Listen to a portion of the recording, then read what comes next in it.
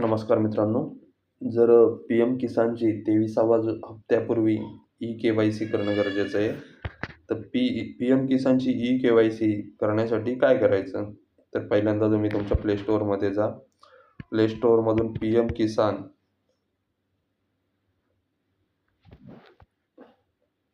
किसानचं app download करा. PM किसान हे बघा मी डाउनलोड केलेलं आहे. ते ओपन करा. PM Kisan Samman Nidhi, department of agriculture and farmer welfare, ministry of agriculture, farmer welfare, government of India. इथं प्रायव्हसी पॉलिसीमध्ये जा.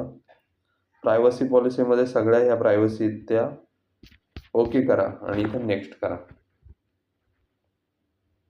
प्रायव्हसी सगळ्या त्या नियम अटी शर्ती वाचून घ्या आणि ओके करा.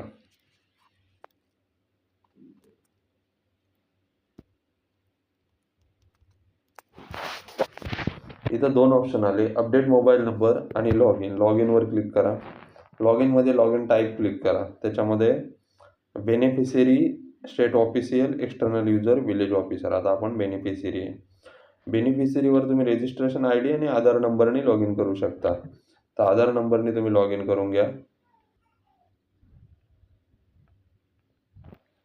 आधार नंबर टाकल्यावर असेल स्कॅन फेस. त्याच्यामध्ये दोन ॲप पाहिजे आपल्याकडं. अजून एक आधार फेस किंवा आधार. तर आधार फेसने मी करतो. Just one.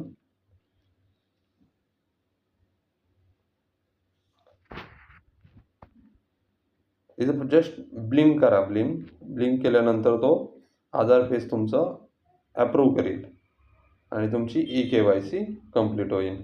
अशा प्रकारे तुम्ही तुमची ई-के-वाय-सी मोबाईलद्वारे करू शकता. धन्यवाद.